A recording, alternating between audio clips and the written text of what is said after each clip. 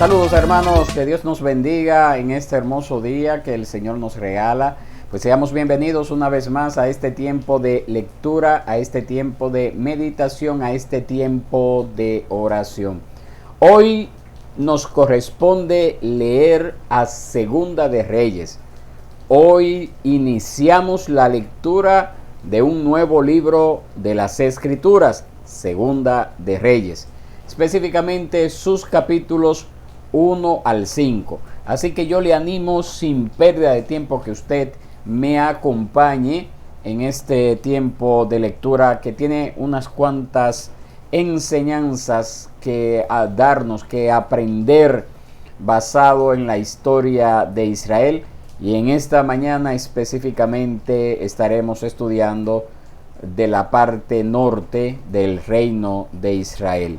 Así que sin pérdida de tiempo yo le invito por favor a que me acompañe en esta hermosa lectura. Nos dice así el capítulo 1. Después de la muerte de Acab, Moab se rebeló contra Israel. En Samaria, Ocosías se cayó por la ventana de su aposento alto y se enfermó. Entonces envió mensajeros diciéndoles: vayan, consulten a Baal-zebú, dios de Ecrón, si he de sanar de esta enfermedad. Pero el ángel del Señor dijo a Elías el tisbita: levántate, sube al encuentro de los mensajeros del rey de Samaria y diles: ¿acaso no hay Dios en Israel para que ustedes vayan a consultar a Baal-zebú, dios de Ecrón?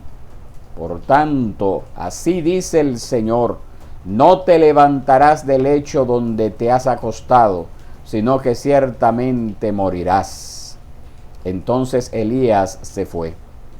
Cuando los mensajeros volvieron al rey, éste les dijo: ¿por qué han vuelto? Ellos les respondieron: un hombre vino a nuestro encuentro y nos dijo: vayan, vuelvan al rey que los envió y díganle: así dice el Señor, ¿acaso no hay Dios en Israel para que envíes a consultar a Baal-zebú, dios de Ecrón? Por tanto, no te levantarás del lecho donde te has acostado, sino que ciertamente morirás. Y el rey les preguntó: ¿qué aspecto tenía el hombre que subió al encuentro de ustedes y les habló estas palabras? Era un hombre cubierto de pelo, con un cinturón de cuero ceñido a sus lomos, respondieron ellos. Es Elías el tisbita, dijo el rey. Entonces el rey envió un capitán de 50 con sus 50 hombres a buscarlo. El capitán subió a él y allí estaba Elías sentado en la cumbre del monte y le dijo: hombre de Dios, el rey dice: desciende. Elías respondió al capitán de 50: si yo soy hombre de Dios, que descienda fuego del cielo y te consuma a ti y a tus 50. Entonces descendió fuego del cielo y lo consumió a él y a sus 50. De nuevo el rey envió a él otro capitán de 50 con sus 50 que le habló: hombre de Dios, así dice el rey, desciende inmediatamente. Si yo soy hombre de Dios, respondió Elías, que descienda fuego del cielo y te consuma a ti y a tus 50. Entonces el fuego de Dios descendió del cielo y lo consumió a él y a sus 50.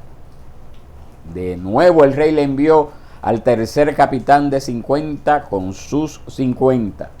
Cuando el tercer capitán de 50 subió, vino y se postró de rodillas delante de Elías y le rogó diciéndole: hombre de Dios, le ruego que mi vida y la vida de estos 50 siervos suyos sean de valor ante sus ojos, ya que ha descendido fuego del cielo y ha consumido a los dos primeros capitanes de 50 con sus 50. Pero ahora sea mi vida preciosa ante sus ojos. Entonces el ángel del Señor dijo a Elías: desciende con él y no le tengas miedo. Se levantó Elías y descendió con él a ver al rey. Y le dijo: así dice el Señor, por cuanto has enviado mensajeros a consultar a Baal-zebú, dios de Ecrón, ¿acaso no hay Dios en Israel para consultar su palabra? Por tanto, no bajarás del lecho al que has subido, sino que ciertamente morirás. Ocosías murió conforme a la palabra del Señor que Elías había hablado. Y Joram reinó en su lugar durante el año segundo de Joram, hijo de Josafat, rey de Judá, porque Ocosías no tenía ningún hijo. Los demás hechos de Ocosías, lo que hizo, ¿no están escritos en el libro de las crónicas de los reyes de Israel? Capítulo 2. Y sucedió que cuando el Señor iba a llevarse a Elías al cielo en un torbellino, Elías venía de Gilgal con Eliseo. Y Elías le dijo a Eliseo: te ruego que te quedes aquí, porque el Señor me ha enviado hasta Betel. Pero Eliseo le dijo: vive el Señor y vive tu alma, que no me apartaré de ti. Así que ambos descendieron a Betel. Entonces los hijos de los profetas que estaban en Betel salieron al encuentro de Eliseo y le dijeron: ¿sabes que hoy el Señor va a quitarte a tu señor? Y él dijo: sí, yo lo sé, cállense. Elías entonces le dijo: Eliseo, te ruego que te quedes aquí, porque el Señor me ha enviado a Jericó. Pero él dijo: vive el Señor y vive tu alma, que no me apartaré de ti. Y fueron juntos a Jericó. También los hijos de los profetas que estaban en Jericó se acercaron a Eliseo y le dijeron: ¿sabes que hoy el Señor va a quitarte a tu señor? Y él respondió: sí, yo lo sé, cállense. Entonces Elías le dijo: te ruego que te quedes aquí, porque el Señor me ha enviado al Jordán. Pero Eliseo dijo: vive el Señor y vive tu alma, que no me apartaré de ti. Y los dos siguieron caminando. Y 50 hombres de los hijos de los profetas fueron y se pararon frente a ellos, a lo lejos, mientras ellos dos se detuvieron junto al Jordán. Entonces Elías tomó su manto, lo dobló y golpeó las aguas, y éstas se dividieron a uno y a otro lado, y los dos pasaron por tierra seca.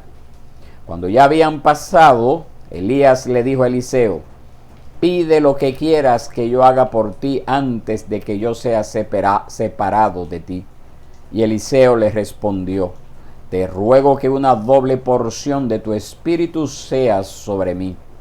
Elías le dijo: has pedido una cosa difícil. Sin embargo, si me ves cuando sea llevado de tu lado, así te sucederá, pero si no, no será así. Mientras ellos iban andando y hablando, de pronto apareció un carro de fuego y caballos de fuego que separó a los dos. Y Elías subió al cielo en un torbellino. Eliseo lo vio y clamó: Padre mío, los carros de Israel y su gente de a caballo. Y no lo vio más. Entonces tomó sus vestidos y los rasgó en 2 pedazos.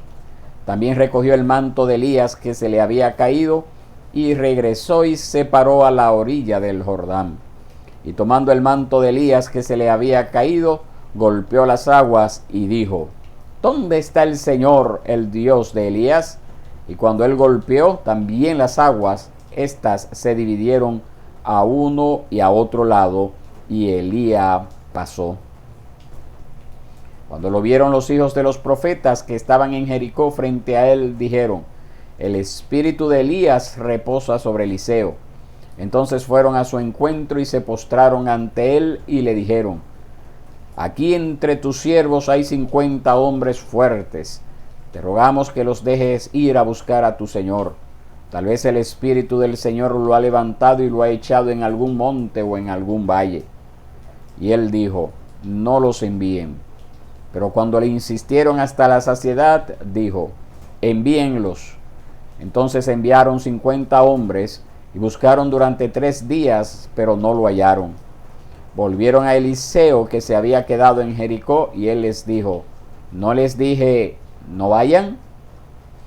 Entonces los hombres de la ciudad dijeron a Eliseo: el emplazamiento de esta ciudad es bueno, como mi señor ve, pero el agua es mala y la tierra estéril. Y él dijo: tráiganme una vasija nueva y pongan sal en ella. Y se la trajeron. Eliseo fue al manantial de las aguas, echó sal en él y dijo: así dice el Señor, he purificado estas aguas, de allí no saldrá más muerte ni esterilidad. Y las aguas han quedado purificadas hasta hoy, conforme a la palabra que habló Eliseo. Después subió de allí a Betel, y mientras subía por el camino, unos muchachos salieron de la ciudad y se burlaban de él, diciéndole: sube, calvo, sube, calvo.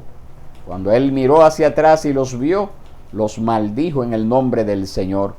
Entonces salieron 2 osas del bosque y despedazaron de ellos a 42 muchachos. De allí, Eliseo fue al monte Carmelo y desde allí regresó a Samaria. Capítulo 3. Joram, hijo de Acab, comenzó a reinar sobre Israel en Samaria en el año 18 de Josafat, rey de Judá, y reinó 12 años. Hizo lo malo ante los ojos del Señor, aunque no como su padre y su madre, pues quitó el pilar sagrado de Baal que su padre había hecho. Sin embargo, se aferró a los pecados de Jeroboam, hijo de Nabat, con los que hizo pecar a Israel, y no se apartó de ellos. Y Mesa, rey de Moab, era criador de ovejas, y pagaba al rey de Israel 100,000 corderos y la lana de 100,000 carneros. Pero cuando Acab murió, el rey de Moab se rebeló contra el rey de Israel. Y aquel mismo día el rey Joram salió de Samaria y alistó a todo Israel. Y fue y envió palabra a Josafat, el rey de Judá, diciendo: el rey de Moab se ha rebelado contra mí. ¿Irás conmigo a pelear contra Moab? Y él respondió: subiré. Yo soy como tú, mi pueblo como tu pueblo, mis caballos como tus caballos. Y le preguntó: ¿por qué camino iremos o subiremos? Y Joram respondió: por el camino del desierto de Edom. Entonces el rey de Israel fue con el rey de Judá y el rey de Edom. Y después de dar un rodeo de 7 días de camino, no había agua para el ejército ni para los animales que los seguían. Así que el rey de Israel dijo: porque el Señor ha llamado a estos 3 reyes para entregarlos en manos de Moab. Pero Josafat dijo: ¿no hay aquí un profeta del Señor para que consultemos al Señor por medio de él? Y uno de los siervos del rey de Israel respondió: aquí está Eliseo, hijo de Safat, el que vertía agua en las manos de Elías. Y Josafat dijo: la palabra del Señor está con él. Así que el rey de Israel y Josafat y el rey de Edom fueron a donde estaba Eliseo. Entonces Eliseo dijo al rey de Israel: ¿qué tengo que ver con usted? Vaya a los profetas de su padre y a los profetas de su madre. Y el rey de Israel le dijo: no, porque el Señor ha llamado a estos 3 reyes para entregarlos en mano de Moab. Y Eliseo dijo: vive el Señor de los ejércitos, ante quien estoy, que si no fuera por respeto a la presencia de Josafat, rey de Judá, no lo miraría ni lo atendería. Pero tráiganme ahora un músico. Y sucedió que mientras el músico tocaba, la mano del Señor vino sobre Eliseo, y él dijo: así dice el Señor, hagan en este valle muchas zanjas. Pues así dice el Señor, no verán viento ni verán lluvias. Sin embargo, ese valle se llenará de agua, y beberán ustedes y sus ganados y sus bestias. Aún esto es poco ante los ojos del Señor. También entregará en manos de ustedes a los moabitas. Ustedes destruirán toda ciudad fortificada y toda ciudad principal, talarán todo árbol bueno, cegarán todas las fuentes de agua y dañarán con piedras todo terreno fértil. Y aconteció que por la mañana, a la hora de ofrecer el sacrificio, el agua vino por el camino de Edom y la tierra se llenó de agua. Y todos los moabitas oyeron que los reyes habían subido a pelear contra ellos. Y convocaron a todos, desde los que podían ponerse armadura en adelante, y se colocaron en la frontera. Se levantaron muy de mañana. Cuando el sol brilló sobre el agua, los moabitas vieron el agua frente a ellos tan roja como la sangre. Entonces dijeron: esto es sangre. Sin duda los reyes han peleado entre sí y se han matado unos a otros. Ahora pues, Moab al despojo. Pero cuando llegaron al campamento de Israel, los israelitas se levantaron e hirieron a los moabitas, y estos huyeron delante de ellos. Y los israelitas invadieron el país matando a los moabitas. Destruyeron las ciudades, y cada uno arrojó su piedra en toda parcela de tierra buena, y las llenaron. Cegaron todas las fuentes de agua y talaron todos los árboles buenos, hasta dejar en Kir-Hareset solo sus piedras. No obstante, los honderos la rodearon y la destruyeron. Al ver el rey de Moab que la batalla reciaba contra él, tomó consigo 700 hombres que sacaban espada para abrir brecha hacia el rey de Edom, pero no pudieron. Entonces tomó a su hijo primogénito que había de reinar en su lugar y lo ofreció en holocausto sobre la muralla. Y hubo gran ira contra los israelitas, quienes se apartaron de allí y regresaron a su tierra. Capítulo 4. Y una mujer de las mujeres de los hijos de los profetas clamó a Eliseo diciendo: su siervo, mi marido, ha muerto, y usted sabe que su siervo temía al Señor, y ha venido el acreedor a tomar a mis 2 hijos para esclavos suyos. Y Eliseo le dijo: ¿qué puedo hacer por ti? Dime, ¿qué tienes en casa? Y ella respondió: su sierva no tiene en casa más que una vasija de aceite.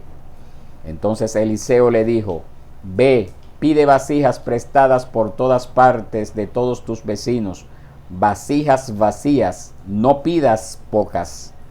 Luego entra y cierra la puerta detrás de ti y de tus hijos, y echas el aceite en todas estas vasijas, poniendo aparte las que estén llenas. Y ella se fue de su lado y cerró la puerta tras sí y de sus hijos, y ellos traían las vasijas y ella echaba el aceite. Cuando las vasijas estuvieron llenas, ella dijo a un hijo suyo: tráeme otra vasija. Y él le dijo: no hay más vasijas. Y cesó el aceite. Entonces ella fue y se lo contó al hombre de Dios, y él le dijo: ve, vende el aceite y paga tu deuda, y tú y tus hijos pueden vivir de lo que quede. Un día pasaba Eliseo por Sunén, donde había una mujer distinguida, y ella lo persuadió a que comiera. Y sucedía que siempre que pasaba, entraba allí a comer. Y ella dijo a su marido: ahora entiendo que este que siempre pasa por nuestra casa es un santo hombre de Dios. Te ruego que hagamos un pequeño aposento alto, con paredes, y pongamos allí para él una cama, una mesa, una silla y un candelero, y cuando venga a nosotros se podrá retirar allí. Y un día que Eliseo vino por allí, se retiró al aposento alto y allí se acostó. Después dijo a Giezi su criado: llama a esta sunamita. Y cuando la llamó, ella se presentó delante de él. Entonces Eliseo le dijo a Giezi: dile ahora, ya que te has preocupado por nosotros con todo este cuidado, ¿qué puedo hacer por ti? ¿Quieres que hable por ti al rey o al jefe del ejército? Y ella respondió: yo vivo en medio de mi pueblo. Eliseo entonces preguntó: ¿qué pues se puede hacer por ella? Y Giezi respondió: en verdad ella no tiene ningún hijo y su marido es viejo. Y Eliseo dijo: llámala. Cuando él la llamó, ella se detuvo a la entrada. Entonces Eliseo le dijo: por este tiempo, el año que viene, abrazarás un hijo. Y ella dijo: no, señor mío, hombre de Dios, no engañe usted a su sierva. Pero la mujer concibió y dio a luz un hijo al año siguiente, en el tiempo que Eliseo le había dicho. Cuando el niño creció, llegó el día en que salió al campo a donde estaba su padre con los segadores, y dijo a su padre: ¡ay, mi cabeza, mi cabeza! Y el padre dijo a un criado: llévalo a su madre. Y tomándolo, el criado lo llevó a su madre, y el niño estuvo sentado en sus rodillas hasta el mediodía y murió. Entonces ella subió y lo puso sobre la cama del hombre de Dios, cerró la puerta y salió. Luego llamó a su marido y le dijo: te ruego que me envíes uno de los criados y una de las asnas, para que yo vaya corriendo al hombre de Dios y regrese.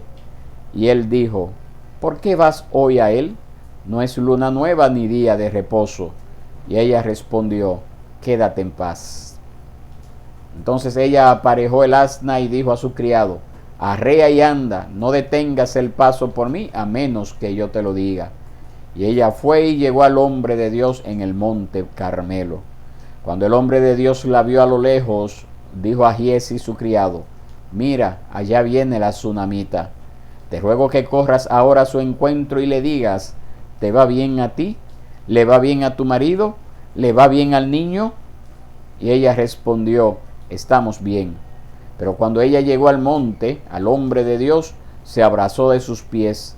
Y Giezi se acercó para apartarla, pero el hombre de Dios dijo: déjala, porque su alma está angustiada, y el Señor me lo ha ocultado y no me lo ha revelado. Entonces ella dijo: ¿acaso pedí un hijo a mi Señor? ¿No dije: no me engañe usted? Entonces Eliseo dijo a Giezi: prepárate, toma mi báculo en tu mano y vete. Si encuentras a alguien, no lo saludes, y si alguien te saluda, no le respondas, y pon mi báculo sobre el rostro del niño. Y la madre del niño dijo: vive el Señor y vive su alma, que no me apartaré de usted. Entonces Eliseo se levantó y la siguió. Y Giezi se adelantó a ellos y puso el báculo sobre el rostro del niño, pero no hubo voz ni reacción. Así que volvió para encontrar a Eliseo y le dijo: el niño no ha despertado. Cuando Eliseo entró en la casa, el niño ya estaba muerto, tendido sobre su cama. Y entrando, cerró la puerta tras ambos y oró al Señor. Entonces subió y se acostó sobre el niño y puso la boca sobre su boca, los ojos sobre sus ojos y las manos sobre sus manos, y se tendió sobre él, y la carne del niño entró en calor. Entonces Eliseo volvió y caminó por la casa de un lado para otro, y subió y se tendió sobre él, y el niño estornudó 7 veces y abrió sus ojos. Eliseo llamó a Giezi y le dijo: llama a la tsunamita, y él la llamó. Cuando ella vino a Eliseo, él le dijo: toma a tu hijo. Entonces ella entró, cayó a sus pies y se postró en tierra, y tomando a su hijo salió. Cuando Eliseo regresó a Gilgal, había hambre en la tierra. Estando sentados los hijos de los profetas delante de él, dijo a su criado: pon la olla grande y prepara un potaje para los hijos de los profetas. Entonces uno de ellos salió al campo a recoger hierbas y encontró una viña silvestre, y de ella llenó su manto de calabazas silvestres, y vino y las cortó en pedazos en la olla de potaje, porque no sabía lo que eran. Y lo sirvieron para que los hombres comieran. Y sucedió que cuando comían el potaje, clamaron y dijeron: oh hombre de Dios, hay muerte en la olla. Y no pudieron comer. Pero Eliseo les dijo: tráiganme harina. Y la echó en la olla y dijo: sírvanlo a la gente para que coman. Y ya no había nada malo en la olla. Y vino un hombre de Baal Salisa y trajo al hombre de Dios panes de primicias, 20 panes de cebada y espigas de grano nuevo en su bolsa. Y él dijo: dáselos a la gente para que coman. Su sirviente le dijo: ¿cómo pondré esto delante de 100 hombres? Pero él respondió: dáselos a la gente para que coman, porque así dice el Señor: comerán y sobrará. Y lo puso delante de ellos, y comieron, y sobró conforme a la palabra del Señor. Capítulo 5. Naamán, capitán del ejército del rey de Aram, era un gran hombre delante de su señor, y tenido en alta estima, porque por medio de él el Señor había dado la victoria a Aram. También el hombre era un guerrero valiente, pero leproso. Los arameos que habían salido en bandas habían tomado cautiva a una muchacha muy joven de la tierra de Israel, y ella estaba al servicio de la mujer de Naamán. Y ella dijo a su señora: si mi señor estuviera con el profeta que está en Samaria, él entonces lo curaría de su lepra. Entonces Naamán fue y habló a su señor el rey, diciéndole: esto y esto ha dicho la muchacha que es de la tierra de Israel. Y el rey de Aram le dijo: ve ahora y enviaré una carta al rey de Israel. Y él fue y llevó consigo 340 kilos de plata y 6,000 siclos de oro y 10 mudas de ropa. También llevó al rey de Israel la carta que decía: y cuando llegue a ti esta carta, comprenderás que te he enviado a mi siervo Naamán para que lo cures de su lepra. Cuando el rey de Israel leyó la carta, rasgó sus vestidos y dijo: ¿acaso soy yo Dios para darme muerte y para dar muerte y para dar vida, para que éste me mande a decir que cure a un hombre de su lepra? Consideren ahora esto y vean cómo busca pleito conmigo. Al oír Eliseo, el hombre de Dios, que el rey de Israel había rasgado sus vestidos, envió aviso al rey diciéndole: ¿por qué ha rasgado sus vestidos? Que venga él a mí ahora y sabrá que hay profeta en Israel. Vino pues Naamán con sus caballos y con su carro y se paró a la entrada de la casa de Eliseo.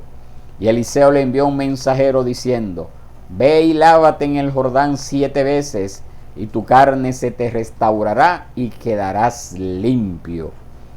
Pero Naamán se enojó y se fue diciendo: yo pensé, seguramente él vendrá a mí, se detendrá e invocará el nombre del Señor su Dios, moverá su mano sobre la parte enferma y curará la lepra. ¿No son el Habaná y el Farfar, ríos de Damasco, mejores que todas las aguas de Israel? ¿No pudiera yo lavarme en ellos y ser limpio? Y dio la vuelta y se fue enfurecido. Pero sus siervos se le acercaron y le dijeron: Padre mío, si el profeta le hubiera dicho que hiciera alguna gran cosa, ¿no la hubiera hecho? Cuanto más cuando le dice a usted: lávese y quedará limpio. Entonces él bajó y se sumergió 7 veces en el Jordán, conforme a la palabra del hombre de Dios, y su carne se volvió como la carne de un niño, y quedó limpio. Cuando regresó al hombre de Dios con toda su compañía, fue y se puso delante de él y le dijo: ahora reconozco que no hay Dios en toda la tierra sino en Israel. Le ruego pues que reciba ahora un presente de su siervo. Pero él respondió: vive el Señor delante de quien estoy, que no aceptaré nada.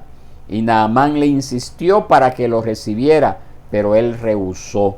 Y Naamán dijo: pues si no, le ruego que de esta tierra se le dé a su siervo la carga de un par de mulos, porque su siervo ya no ofrecerá holocausto ni sacrificará a otros dioses, sino al Señor. Que el Señor perdone a su siervo en esto. Cuando mi señor entre en el templo de Rimón para adorar allí y se apoye en mi mano, y yo me incline en el templo de Rimón cuando tenga que adorar allí, que el Señor perdone a su siervo por esto. Y él le dijo: vete en paz, y se alejó de él a cierta distancia. Pero Giezi, criado de Eliseo, el hombre de Dios, dijo para sí: puesto que mi señor ha dispensado a este Naamán arameo al no recibir de sus manos lo que él trajo, vive el Señor que correré tras él y tomaré algo de él. Y Giezi siguió a Naamán. Cuando Naamán vio a uno corriendo tras él, bajó de su carro a encontrarlo y dijo: ¿está todo bien? Y él dijo: todo está bien. Mi señor me ha enviado diciendo: en este mismo momento 2 jóvenes de los hijos de los profetas han venido a mí de la región montañosa de Efraín. Te ruego que les des 34 kilos de plata y 2 mudas de ropa. Y Naamán dijo: dígnate aceptar 64 kilos. Y le insistió y ató 64 kilos de plata en 2 bolsas con 2 mudas de ropa y los entregó a 2 de sus criados, y estos los llevaron delante de Giezi. Cuando llegó al monte, los tomó de sus manos y los guardó en la casa. Luego despidió a los hombres y ellos se fueron. Entonces él entró y se puso delante de su señor. Y Eliseo le dijo: ¿Dónde has estado, Giezi? Y él respondió: Tu siervo no ha ido a ninguna parte. Entonces él le dijo: ¿No iba contigo mi corazón cuando el hombre se volvió de su carro para encontrarte? ¿Acaso es tiempo de aceptar dinero y de aceptar ropa, olivares, viñas, ovejas, bueyes, siervos y siervas? Por tanto, la lepra de Naamán se te pegará a ti y a tus descendientes para siempre.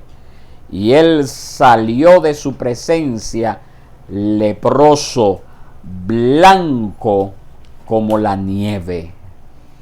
Esta ha sido la lectura del día de hoy. Estos 5 capítulos de Segunda de Reyes. Yo le invito brevemente a que consideremos lo que son los pensamientos para el culto personal y familiar. Solamente haré una lectura por razón de tiempo.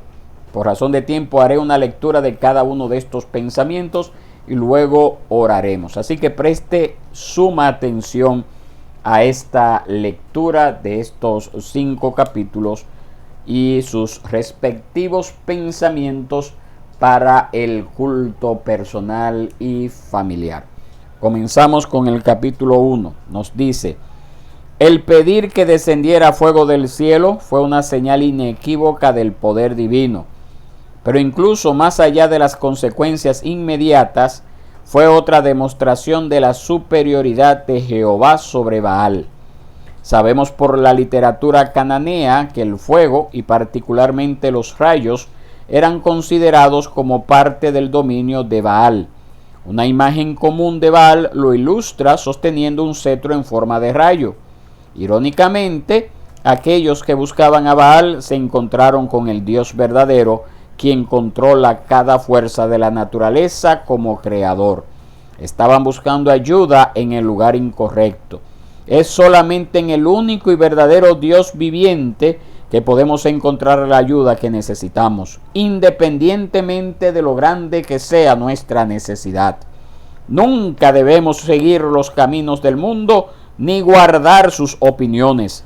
Nuestra dependencia debe de estar en el Señor. Capítulo 2. El ascenso al cielo de Elías sin haber visto la muerte fue un último acto para humillar a Baal y glorificar a Jehová, ya que Baal era el jinete de las nubes que supuestamente tenía el poder sobre la muerte. Este es uno de los principales pasajes del Antiguo Testamento que tratan de la vida después de la muerte, mostrando que los santos del Antiguo Testamento tenían esencialmente la misma esperanza que los santos del Nuevo Testamento. Estar ausentes del cuerpo es estar en la presencia del Señor, como nos dice 2 de Corintios 5:8. Dios tomará a todos los que son suyos para que estén en su presencia. Hay mucha probabilidad de que aquellos jóvenes que se burlaron del profeta imitaron lo que ellos aprendieron en casa. Betel se había ganado el nombre de Betabén, de la misma manera que Dios fue reemplazado por la maldad. El exponer a los niños a críticas dañinas contra los siervos de Dios puede tener efectos devastadores. Los padres cristianos deben criar a sus hijos en el temor del Señor y enseñarles a honrar a Dios y a todos aquellos que predican la palabra. Pensamientos para el culto personal y familiar correspondientes al capítulo 3. Aunque la alianza de Josafat con Israel es cuestionable, fue su presencia la que hizo que el profeta buscara al Señor a favor de la alianza. Los hijos de Dios deben ser una bendición para todos aquellos que los rodean. Existe el principio de que la presencia del remanente es un poder preservador. Isaías dijo que si no fuera por el remanente, la nación hubiera sido como Sodoma. Isaías 1:9. El Señor Jesús expresó este principio en términos de ser sal. Lucas 14:34. La sal es un agente preservador, pero también es una fuente de irritación y cicatrización para una llaga. Estamos en el mundo, pero no podemos ser del mundo o como el mundo. Debemos esforzarnos por ser un tipo de influencia que refleje adecuadamente al Señor en la sociedad. Antes que Josafat buscara al Señor, él también tenía confusión. La bendición vino cuando pidió la guía de Dios a través de la palabra del Señor. Lo mismo ocurre con nosotros. Bello. Capítulo 4. Dios en su providencia lleva a su pueblo a través de tiempos difíciles, pero al final siempre es para su bien. La viuda sufrió una pérdida, deudas y potencial esclavitud, pero el Señor no la olvidó. Él la llevó a este estado de pobreza para hacerla como las vasijas vacías que tenía en su casa y así llenarla con su gracia. Similarmente, el Señor usa las pruebas para vaciar a sus hijos de su orgullo y para que así Él pueda llenarlos amorosamente de su espíritu. ¿Cómo ha hecho Dios esto contigo a través de tus aflicciones? Y el capítulo 5 nos dice: la lepra es una ilustración del pecado y la impureza que impide tener una relación con Dios. Cuando Naamán al principio supo la manera en que podía limpiarse, la rechazó al considerarla degradante y demasiado simple. Estaba preparado para hacer lo que fuera y pagar cualquier precio, como vemos ahí en el 5:13. Pero humillarse y no hacer nada más que obedecer la palabra del profeta de lavarse en el Jordán era algo repulsivo para él. Esto es demasiado a menudo la reacción del pecador al evangelio. Los pecadores piensan que han de añadir algo por ellos mismos. De hecho, ellos quieren merecer algo. Es humillante reconocer que no hay nada que uno pueda añadir o contribuir a la salvación, la cual solo viene al creer lo que Dios dice en su palabra. Pero hasta que un pecador se humille, permanecerá sin cambiar. La salvación es por gracia, a través de la fe y sin las obras, como nos dice Efesios 2, 8 y 9. Giezi es el retrato de un hipócrita. Como Judas a los pies de Jesús, así también Giezi a los pies de Eliseo no estimaba los beneficios de la gracia que lo rodeaba. Giezi vivía en un buen entorno, conocía el lenguaje de Sión y tenía el respeto de los hombres. Engañó a Naamán con sus mentiras. Sin embargo, un hipócrita no puede engañar a Dios. Los ojos del Señor ven el mal y el bien. Dios juzgará a los hipócritas. En un gran contraste, el extranjero fue sanado, mientras el siervo del profeta de Israel fue herido con la lepra. Recuerda que Dios nos conoce como en realidad somos y que debemos dirigirnos a Cristo como nuestra única esperanza.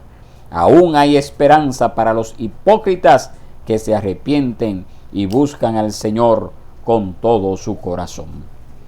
Esto es lo que podemos aprender de estos 5 capítulos de Segunda de Reyes. Le invito a que oremos al Señor.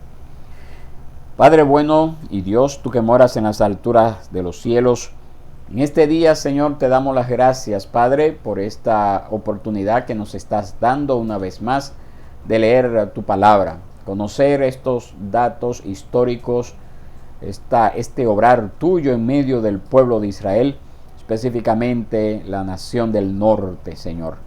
Padre, te suplicamos que así como leemos y tenemos cosas que aprender de esta porción de las Escrituras, nuestros corazones no sean insensibles a asumir estas verdades en nuestro diario vivir.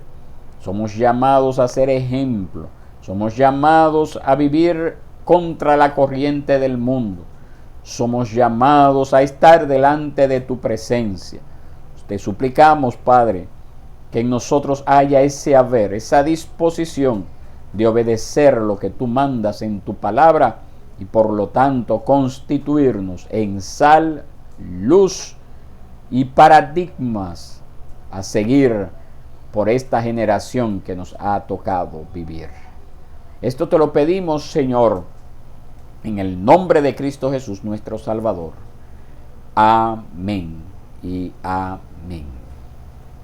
Que Dios les bendiga, mis hermanos, que Dios les guarde. Ha sido todo por el día de hoy.